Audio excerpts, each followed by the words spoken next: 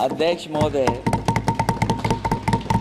मैं सबसे पहले आपका धन्यवाद देना चाहता हूं कि आपने मुझे अपनी पार्टी की तरफ से राष्ट्रपति जी के अभिभाषण बोलने का मौका दिया है। अध्यक्ष जी, सत्ता पक्ष और विपक्ष दोनों लगातार अपनी बात रख रहे हैं। मैं सबसे पहले अध्यक्ष जी आपको और आपके साथ साथ सभी चुने हुए सांसदों को मैं बधाई और शुभकामनाएं देना चाहता हूं।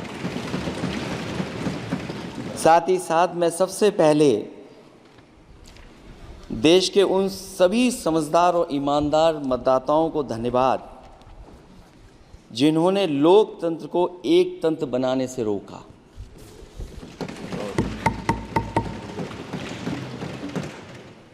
चुनाव के समय पर अध्यक्ष जी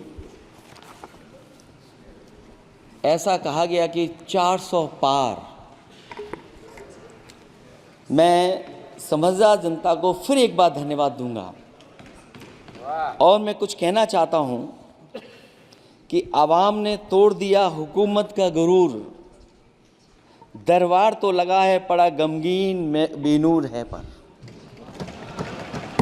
अध्यक्ष महोदय, दरबार तो लगा है पर बड़ा गमगीन बेनूर है। और पहली बार ऐसा लग रहा है हारी हुई सरकार विराजमान है। जनता कह रही है चलने वाली नहीं सरकार।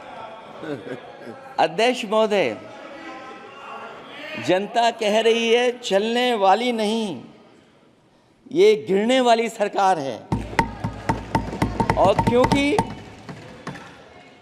ऊपर से जुड़ा कोई तार नहीं, नीचे कोई आधार नहीं, अधर में जो है अटकी हुई वो तो कोई सरकार नहीं। दरअसल पूरा इंडिया समझ गया है कि इंडिया ही प्रो इंडिया है।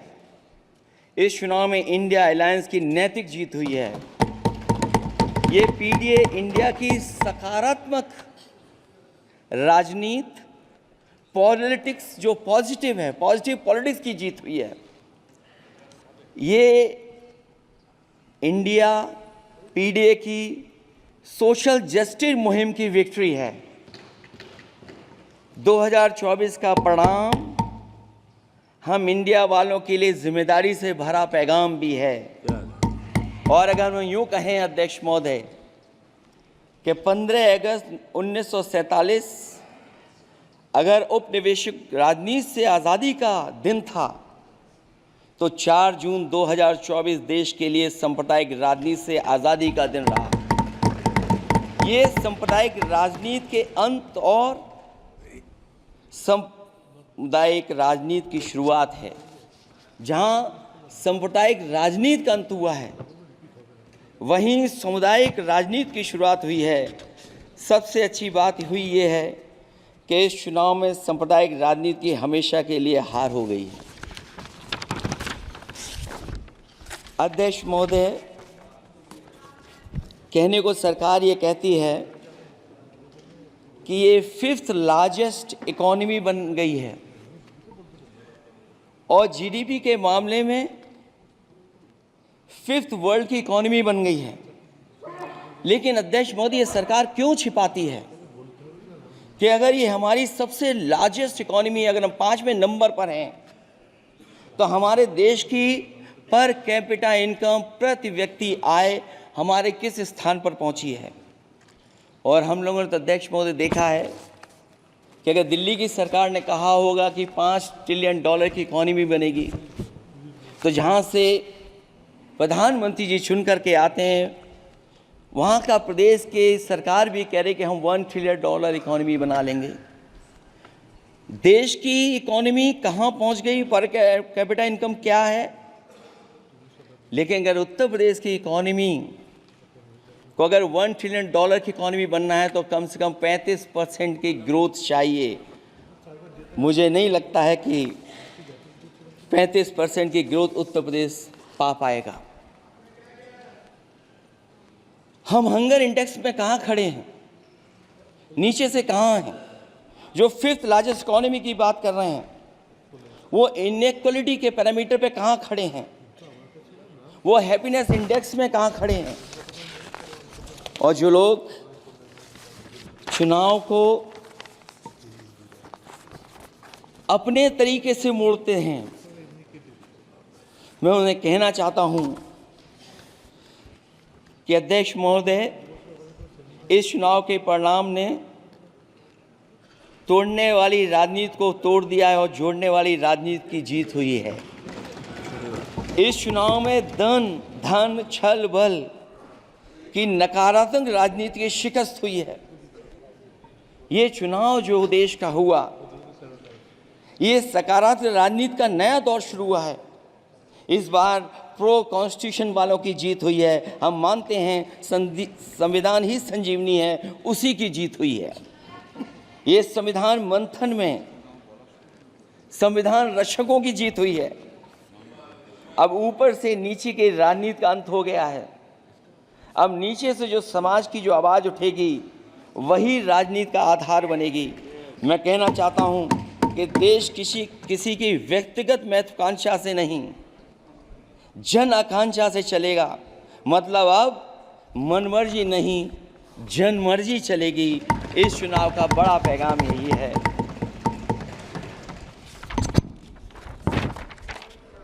अध्यक्ष महोदय, बहुत सी बातें हुई हैं।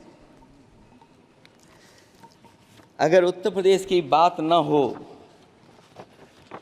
क्योंकि अध्यक्ष महोदय सबसे बड़ा प्रदेश जहाँ है, उसने हर बार दूसरे दल को समर्थन देकर के सरकार बनाई। मैं उन्हीं लोगों से कहना चाहता हूँ कि लोग क्यूटो की फोटो लेकर बनारस की गलियों से लेकर के गंगा जी तक ढूंढ रहे हैं। उनको लगता है जिस दिन माँ गंगा साफ हो जाएंगी, शायद उस दिन कहीं क्यूटो उसकी गोद में कहीं मिल जाएगा। बनारसी लोग चाहते हैं कि कोई गंगा जी के भी तल में उतरकर उसका दर्द भी जाने। उत्तर प्रदेश की जनता का बस यही आग्रह है कि जिस गंगा जल को हाथ में लेकर सच कहने की कसम खाई जाती है, कम से कम उस गंगा जल से तो झूठ ना बोला जाए।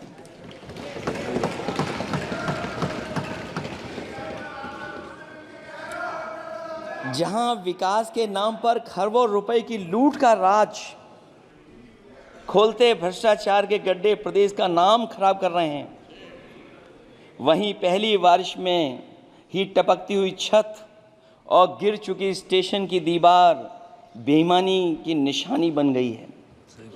अध्यक्ष महोदय, विकास का ढिढोरा पीटने वाले इस विनाश की जिम्मेदारी कब लेंगे?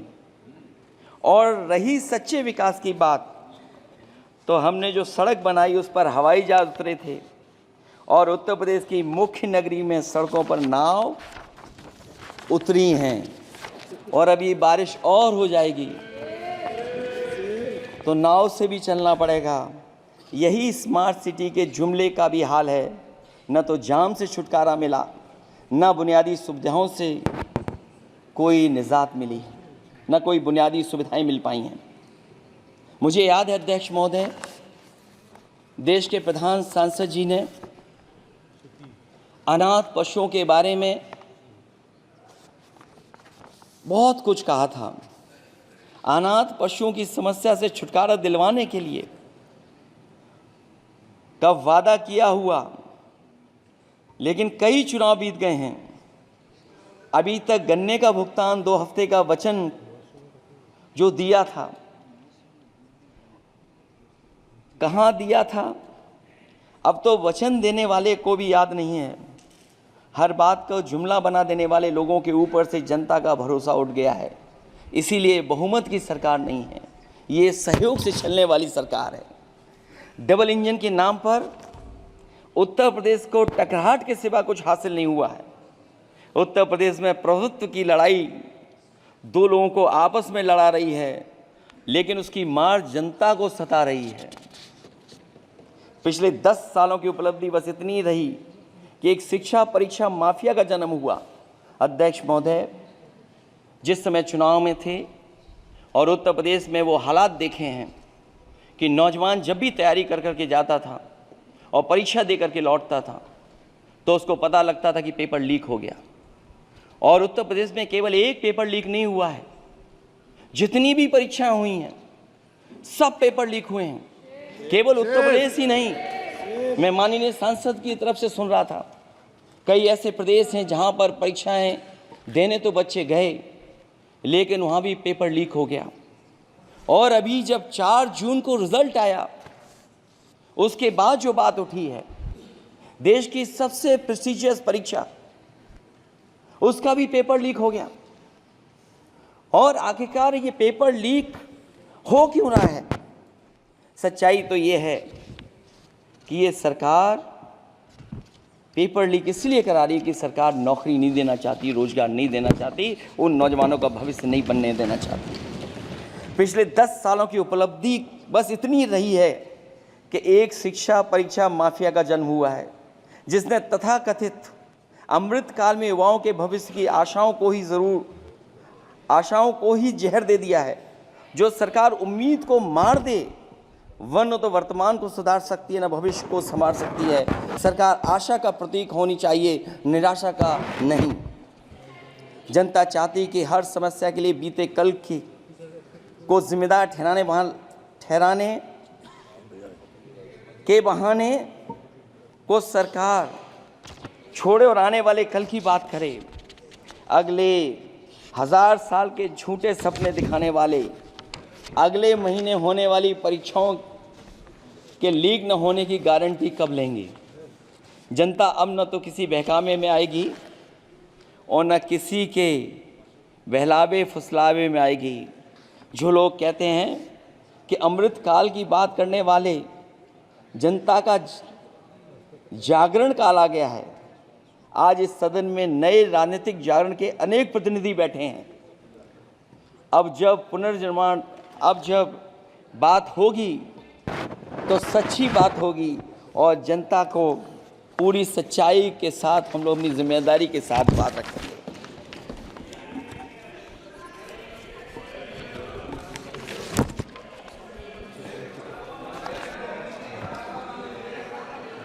अध्यक्ष महोदय,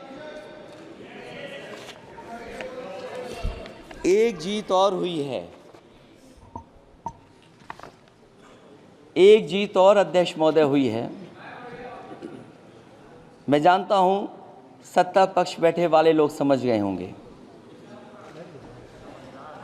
अयोध्या की जीत भारत के परिपक्व मतदाता की लोकतांत्रिक समझ की जीत है। और हम तो अध्यक्ष महोदय यही सुनते आए हैं, होए वही जो राम रची राखा, ये है उसका फैसला। अध्यक्ष महोदय, होई वही जो राम रची राखा, ये है उसका फैसला, जिसकी लाठी में नहीं होती आवाज। जो करते थे किसी को लाने का दावा, वो हैं खुद किसी के सहारे के लाचार।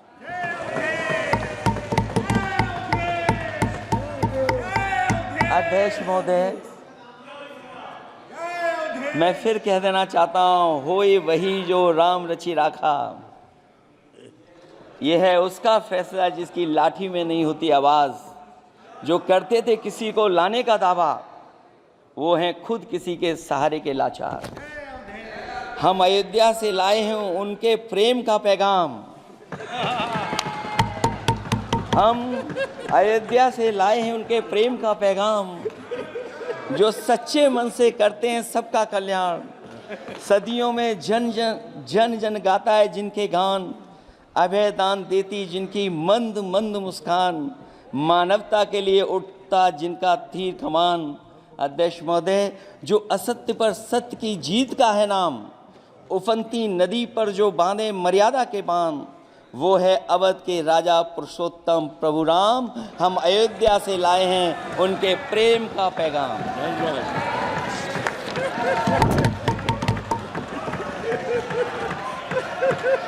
अध्यक्ष महोदय,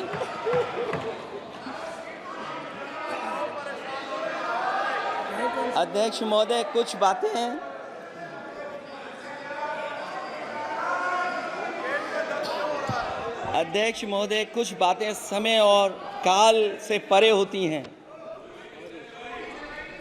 इसलिए आज यहाँ उत्तर प्रदेश के सदन में पढ़ा गया एक शेर याद आ गया, जो तब सही था अब और सही साबित हो रहा है। इजाजत हो अध्यक्ष जी तो मैं अर्ज करूं। हजूरे आला आज तक खामोश बैठे इसी गम में। हजूरे आला आज तक खामोश बैठे हैं इसी गम में। महफिल लूट ले गया कोई जबकि सजाई हमने। योगी जी के लिए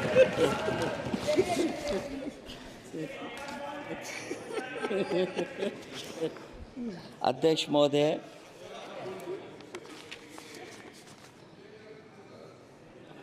मैं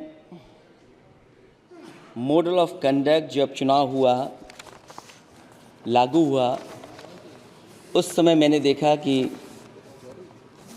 कुछ लोगों पर मेहरबान रही सरकार और कमीशन भी। कई मैं बहुत डिटेल में नहीं जाना चाहता हूं अध्यक्ष महोदय, लेकिन कहीं ना कहीं प्रश्न उस संस्था पे भी लगा है, और अगर उस संस्था पर प्रश्न लगा है तो लगाने वाली सरकार की वजह से लगा है। इसलिए अगर निष्पक्ष होगी वो संस्था तो न केवल हमारा लोकतंत्र स्वस्थ होगा, बल्कि हमारे लोकतंत्र और मजबूत दुनिया में दिखाई देगा। अध्यक्ष महोदय, ईवीएम पे मुझे कल भी भरोसा नहीं था, आज भी नहीं भरोसा। मैं 80 के 80 सीट जीत जाऊं तब भी नहीं भरोसा। और मैंने अपने चुनाव में कहा था अध्यक्ष महोदय कि ईवीएम से जीत करके ईवीएम हटाने का काम करेंगे। न ईवीएम का मुद्दा मरा है, न जाएगा खत्म। जब तक ईवीएम नहीं हटेगी हम समाजवादी लोग उस बात पर अड़ग रहेंगे। उत्तर प्रदेश अध्यक्ष महोदय वो प्रदेश है जिसने सरकार बीजेपी की बनवाई, एक बार नहीं 2 बार बनवाई, और उसी उत्तर प्रदेश के साथ कितना बड़ा भेदभाव, उत्तर प्रदेश के साथ बड़ा भेदभाव। मुझे याद है वो दिन जब प्रधानमंत्री जी एयरफोर्स के सबसे भारी वाहन हवाई जहाज से उतरे थे सड़क पर। वो अलग बात है कि उस प्रदेश के मुख्यमंत्री उनके साथ नहीं बैठ पाए थे,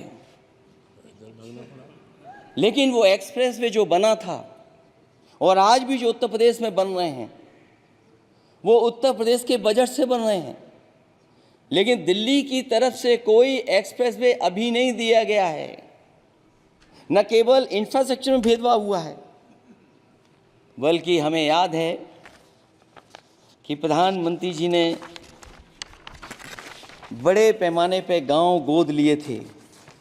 और सोचिए, अगर देश के प्रधान सांसद अगर किसी गांव को गोद ले लें और उस गांव की तस्वीर न बदले, तो शायद मैं नहीं समझता हूं कि किसी गांव की तस्वीर 10 साल में बदली होगी।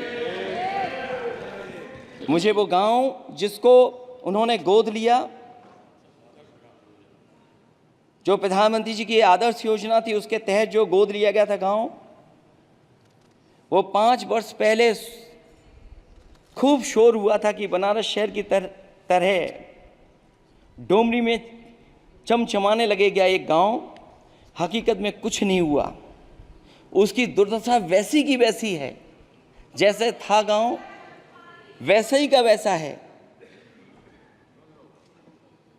टूटी सड़कें, कच्ची पगडंडियां, उखड़े और टूटे हुए ईंट के खंजे, बदहाल हैंडपंप, पावरलूम और पंखे के जाली के कारखाने को आखिर कब तक रफ्तार मिलेगी जो उस गांव में काम होता था, लोग करते थे। खाली पड़े रसोई गैस के सिलेंडर, अंधाधुंध बिजली कटौती के बीच इस गांव के लोगों को हर सुबह मजदूरी की कभी ना खत्म होने वाली तलाश आखिर कब पूरी होगी। तो सोचिए, एक गांव की तस्वीर ये है, जो गांव कभी गोद लिया गया था उस गांव की भी तस्वीर नहीं सुधर पाई है। जो भाजपा के स्मार्ट सिटी के झूठे सपने में गांव के लिए कोई जगह नहीं है। अपने गांव गोद लेने की जो बात कही थी, क्या वो भी जुमला था अध्यक्ष जी? पता नहीं जिस गांव को गोद लिया था उसका नाम भी किसी को याद है कि नहीं।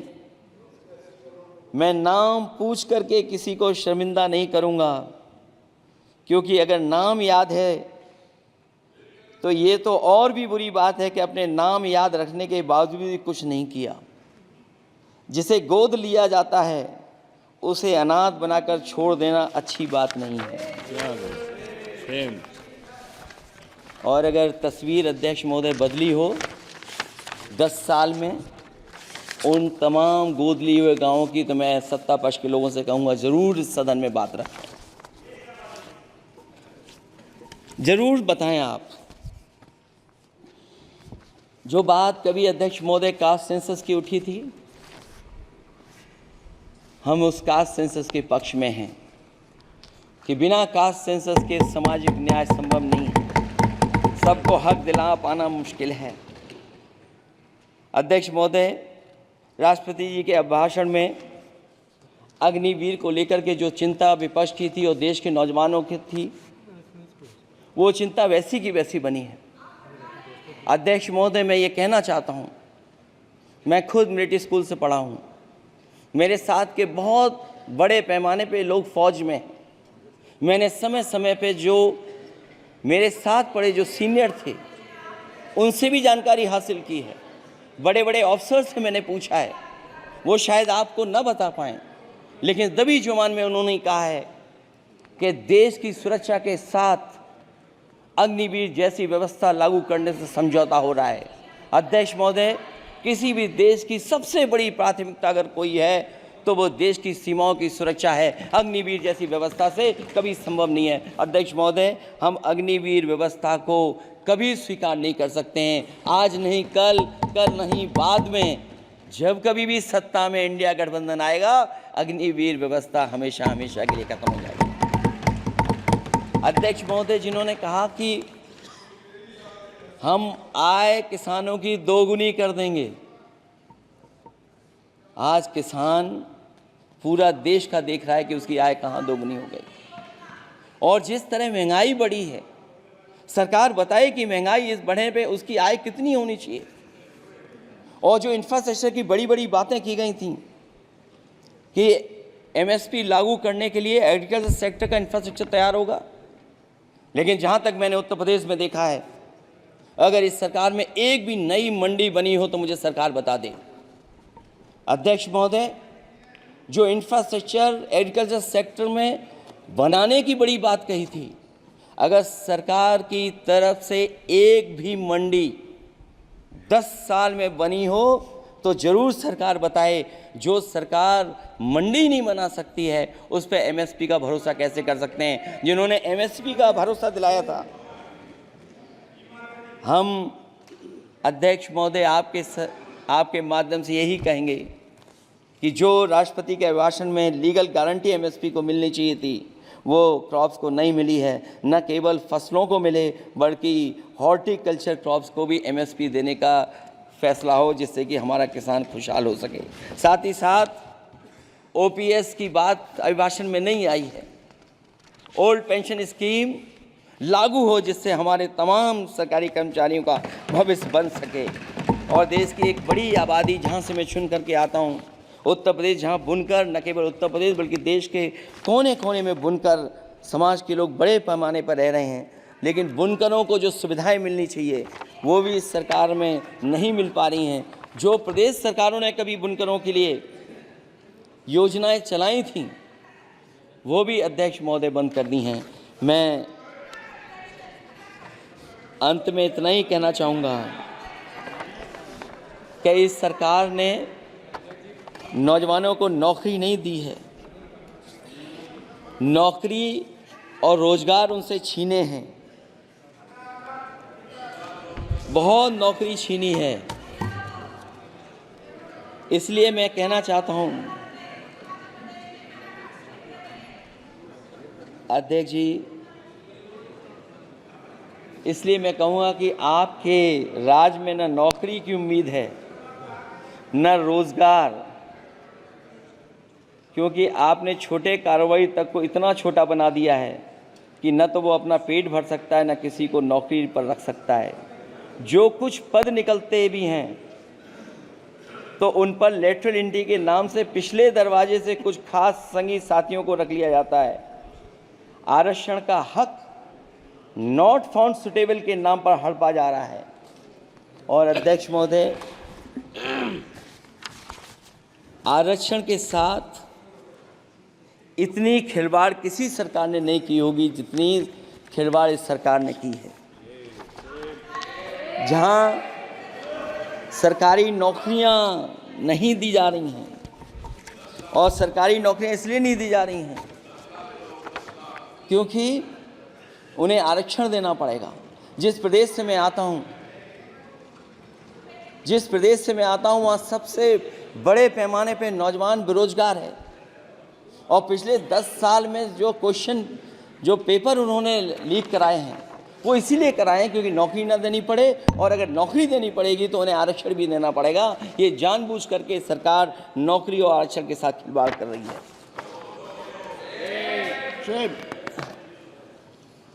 मैं अध्यक्ष महोदय अंत में इतना ही कहना चाहता हूं,